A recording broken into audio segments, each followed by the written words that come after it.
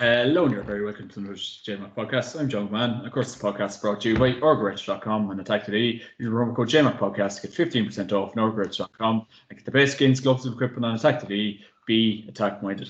And if you like any of the Orgarech gear, get using the promo code JMacPodcast to get 15% off this beautiful Kerry jersey. It's a lovely one, so get your hands on it or any jerseys on the Orgarech website. Kevy, how are you keeping? I'm all good, John. All good, especially after today's news. So, all good. That's exactly it, my man. That's what we're here today. It's basically, I feel like I'm Brian Swanson and you're Chris Kamara with the news today that Casement Park is on the way, Kevy. Well, as long as I'm not wearing a suit that Chris Kamara had on him this week on Twitter.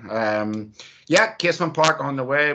We've got the news through today, obviously from the ruling of Lord Justice Humphreys. So, positive signs moving forward. It has been very much a marathon saga, unfortunately. But hopefully today we have the beginning of the end moving forward. It's been a cock-up from the GAA, let's be honest, in terms of planning permission and the way that they went about this. It was a complete and utter shambles, but thankfully we've now dragged and kicked our way to the end process now, and it's about securing the funds to make the stadium work, and it's so vital that we get it. Obviously, people watching this from around the country are going to think that I'm quite biased. Obviously, we seen Clonus in all its glory last Sunday. But look, Belfast is the second biggest city on the island. It deserves to be the home of Ulster football. It was the home of Ulster football until the conflict kicked in the 1960s. And obviously for various reasons, the Ulster Council then decided to move the Ulster final out of the venue in West Belfast to a safer location in a little North Monaghan village, really, at that time. And look, many people will talk about tradition of maybe places like Thurles or places like Clonus on special days, but realistically, in terms of Clonus, it hasn't got the infrastructure that is needed in the modern era to handle crowds that may be going to games. As I say, if we're serious about building a new Ireland as well, we're talking about the future politically of this country. We need to look at how the GAA fits into that, how it's investing in it, and taking the games in Ulster back to the second major city on the island is very, very important. It's a positive step in my opinion, and I very much welcome today's news. Yeah, Kev, it is absolutely brilliant, and it's well overdue. And I suppose I wouldn't say it's ironic to a degree, but I know we kind of had the talk at the end of March, start of April, about Casement Park are nowhere for the Cavan game, so it'll be brilliant. It'll be absolutely brilliant in the coming years that Antrim will have that magnificent stadium to get the fans, supporters, and everyone in. But briefly before we get on to the case of business, CJ McCarty, a brother of yours, Antrim-related news, has decided to call it a day in the inter-county scene. He hurled for the Tyrone Hurlers, and he done a bit for the Antrim Folklers as well. So if you'd like to pay a bit of tribute to brother CJ, Kev. I don't think I'd say too much. He wouldn't pay much of a tribute to me. No, Conor was very, very much a big game player. I think at times maybe that he would admit, a bit like myself, we didn't really put a lot of effort into Antrim at certain times, and that's maybe because we had such a good thing going with St. Gauls and there was more chance of success there. But a very specially talented player. When he swung the left foot, then there wasn't many better than him at doing that. So, in his latter years, obviously, he's went on and hurled with Tyrone, and I know he got an awful lot of enjoyment out of that over the last couple of years. So, topped off with a Nicky Rackard a couple of weeks back. So, he's playing a bit of football up at Arbo at the minute. I think he's enjoying that as well. So, I think they want to give a championship another rattle up there. And, it's like us all, we start at a club and, we go up and maybe we go into the inter-county game, whatever else, but we always have to finish back down at our club. So I'm sure that in his last couple of years, he'll enjoy being back down at the club there in Arbo, and no better place to be playing club football in the competitive scene that is Tyrone. So good luck to him. Absolutely, yeah. Well done, CJ. Great career by all accounts. So I suppose the news on it, I'm mostly getting from the BBC website, that the West Belfast Residents Group has lost its legal challenge to the stadium redevelopment at Casement Park, and obviously that's the big news today. So it's just been brilliant news by all accounts. I think at GAA as a whole will be delighted with this news. And I suppose the timeline of events, Kev. So in 2013, planning permission for the 38 capacity stadium. 2014, planning approval quashed. 2015, review of how project was handled. 2017, application for smaller 34,500 capacity stadium. 2020, infrastructure minister backs plan approval. 2021, planning approval confirmed. 2022, residents group lose the challenge against plans. So, Kev, a very, very bumpy road to say the least. Yeah, it has been. As I say, the GAA on this complete shambles, complete and utter shambles the way they went about this originally. So if we go back, when the plans originally came out for the 38,000 seater stadium, the plans were drawn up, lots of people seen them, and then obviously the GAA and other stakeholders, as part of programme for government at that time, there was money set aside for stadium infrastructure in the north of Ireland. We all know that Kingspin have the redevelopment of Kingspin Ravenhill has seen Ulster Rugby get a capacity. I think it's up around 18,000. That stadium's been up and going, I think, since 2013 or 14. Windsor Park, the home of the North of Ireland football team, it was redeveloped again. I think it's up around 19 or 20,000. It's a modern stadia that has been up and running now for the last 6-7 years at least. And we have been lagging behind in the GAA, and there has been a pot of money lying there that has been unused. Now, one must ask questions about what happened the first time around. I think that there was a very poor communications strategy from the association, indeed, from someone that was on the ground and living in West Belfast at the time. Some of the jargon that was coming out from the GAA was completely despicable, if I'm truthful. The contempt that they held residents within, the way that they spoke to some residents, the contempt that they had around Casement Park Social Club, which became an issue at the time, was also a running battle that was again a bit of a bad publicity at the time for the new venture. Now, ultimately, that venture was to fall. If we do look back, it was to fall because of a judicial review. And for anybody who doesn't understand what a judicial review is, it's a mechanism whereby an individual or a group, in this case the Moorland Owenvire residents who live near the ground, can take a application to the courts regarding the process of which planning was granted. Now, that was granted at the time by Mark H. Durkin, who was the infrastructure minister, who was in charge of planning. And if I remember rightly so, the main takeaway point from that was Lord Justice Horner said that the redevelopment was irretrievably flawed in the process. He identified failures in environmental impact and facilities. I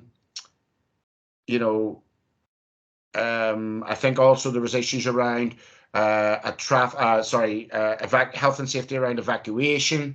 We then had all sorts of nonsense going on where it came out that people in Sport Northern Ireland who were in charge of, I think it was health and safety and stadium evacuation. There was all sorts of claims of them being bullied to approve plans. The Police Service of Northern Ireland, again, one of the major stakeholders, were not happy with emergency evacuation. I think there was all sorts of road traffic issues as well. So the planning was fundamentally flawed before it was granted by Mark H. Durkin. A judicial review was taken by residents, and ultimately the residents won at that time, which really takes us up to 2014. Now, when a judicial review is won, what happens is that it goes back then to the original decision maker, or to the original body, in this case the department and the GAA, to review what has gone on, take away the takeaways from the judge's ruling stroke judgment, and to look at that again. Now, in fairness to the GAA, what they did this time around was a much more comprehensive communication stroke stakeholder engagement plan. I think Tom Daly, who is Project Stadium manager for the Ulster Council from Donegal, and Stephen McGeehan from Ballinderry, who works full-time for the Ulster Council, have been very much to the fore in that, and fair play to them. The Ulster Council was very much out on the ground in West Belfast shopping centres and engaged with different local bodies in West Belfast, like the West Belfast Partnership Board, like West Belfast Tourism. So, you know, it was much more comprehensive this time around.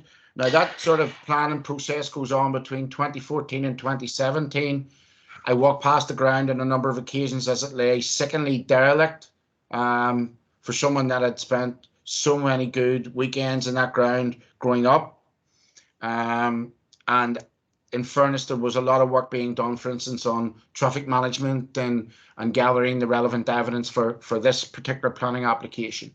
I think one of the other takeaways from the original Lord Justice Horner's report was that the size and the design of the stadium was very much fundamentally flawed as well.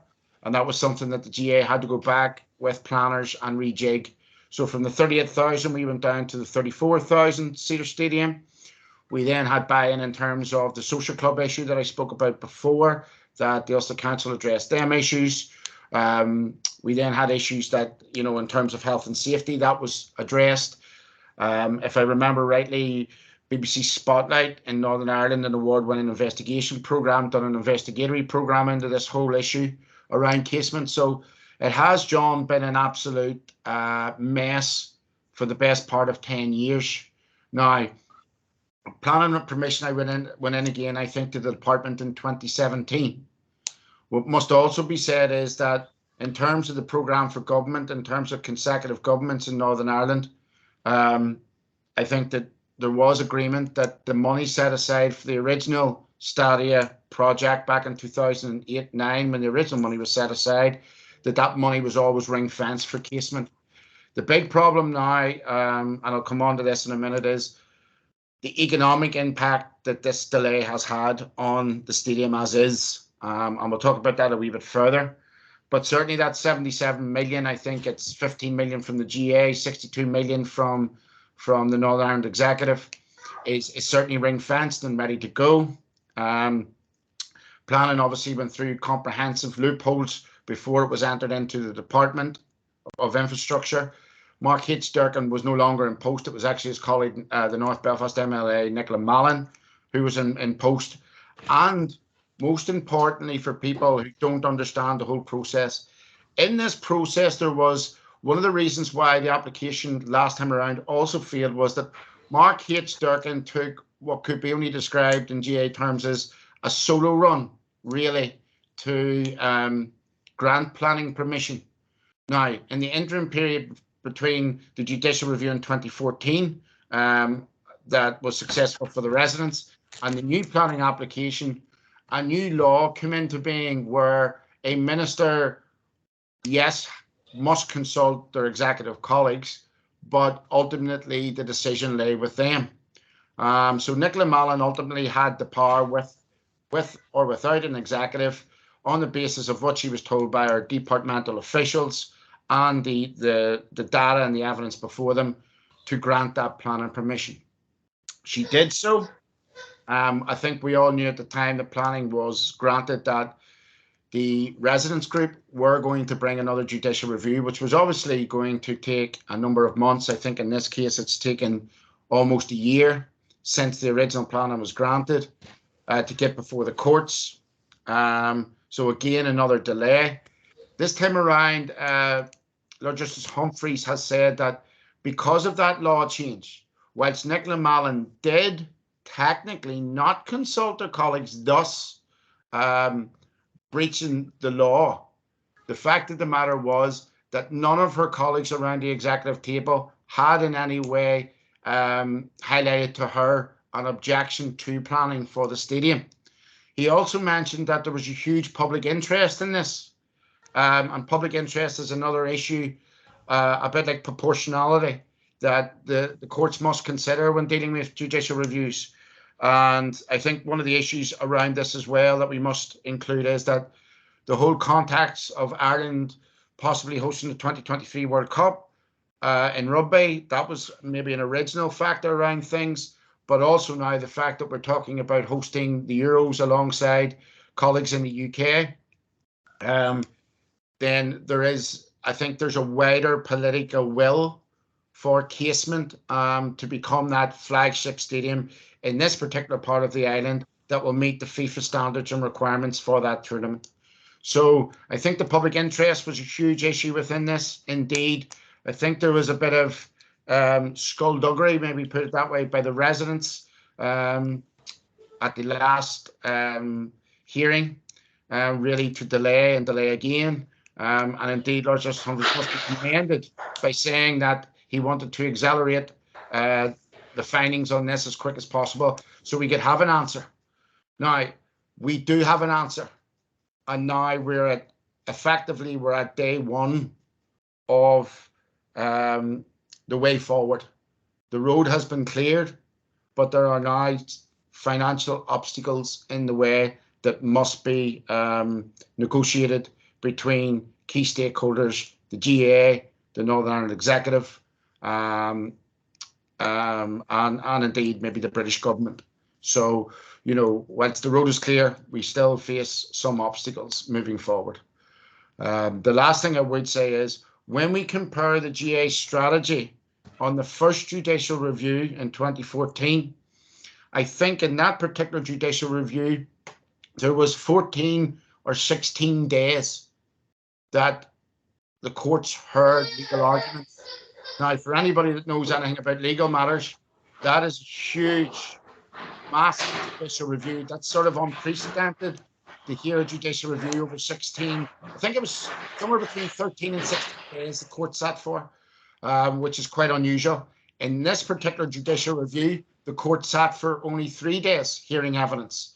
So the point I'm trying to make to you is the GAA last time around going forward, its data, its processes, its interaction with key stakeholders was totally and utterly fundamentally flawed, and it lost. This time around, they got things absolutely right, and now we have got, as GAA enthusiasts, we've got the result that we now all wish to see, albeit 10 years too late.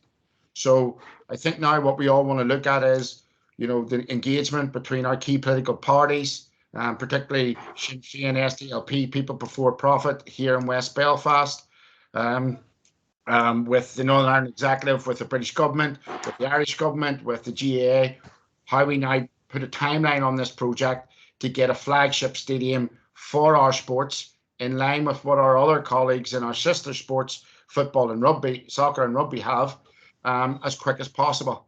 And that is not without its flaws, John. Super stuff. Mr. McGourty, thanks a million. That's brilliant. And the very best wishes to Antrim GAA. It's going to be brilliant. And we cannot wait for our casement to be built. All the best for the folks. Kev, thanks a million for joining me. And of course, this podcast is brought to you by Orgretch.com and Atak.ie. Use promo code GAA podcast to get 15% off on Orgretch.com and get the best skins, gloves, equipment on Atak.ie. Be attack minded. Kevin, thank you very much. Cheers.